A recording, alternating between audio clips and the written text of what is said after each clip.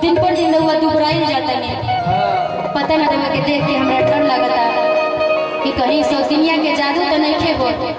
पत्नी बड़ा डेराइल गड़ी आ डेराइल मन से अपने पति से पूछो तड़ी जब उनकर पति परदेश से घरे लौट के आवत रहे तो पूछो तड़ी पत्नी और कहा तड़ी का कि गइला तू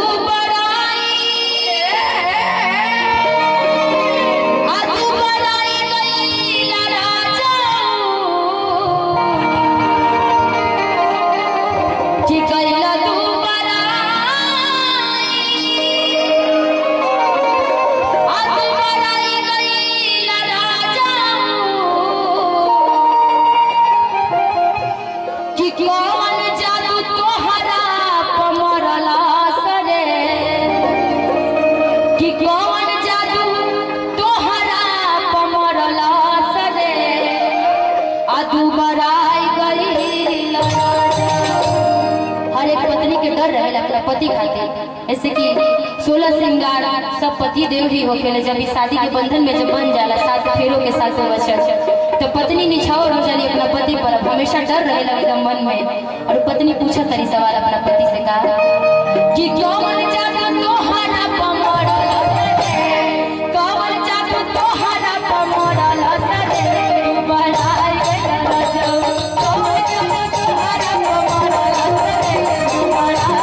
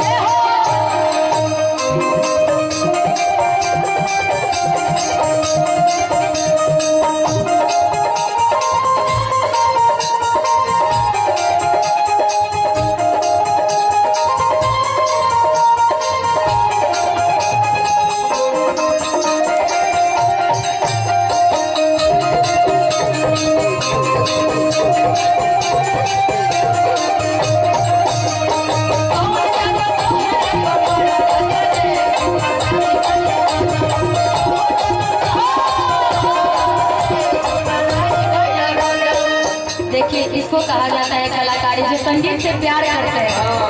देखिए संगीत जिसके अंदर आ जाती है ना चाह के भी वो खुद को रोक नहीं पाता है।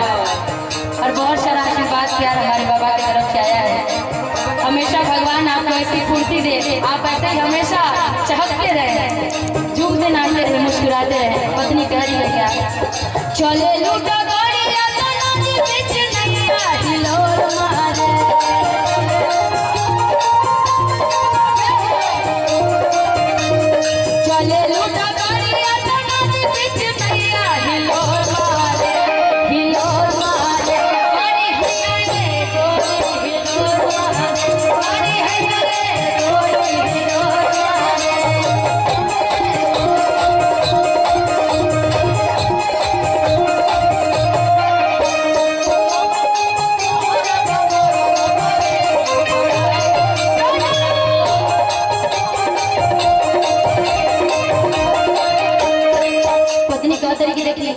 कहेला लोग कि जब मेहरारू के याद पति के सतावेला तब पति कितना हो बिजी होकर सारा काम का छोड़ के वो अपना घरे आवेला।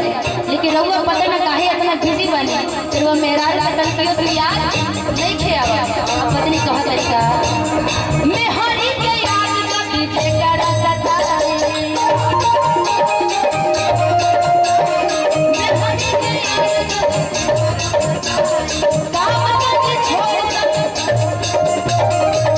बबलू तिवारी की तरफ से बहुत सारा आशीर्वाद।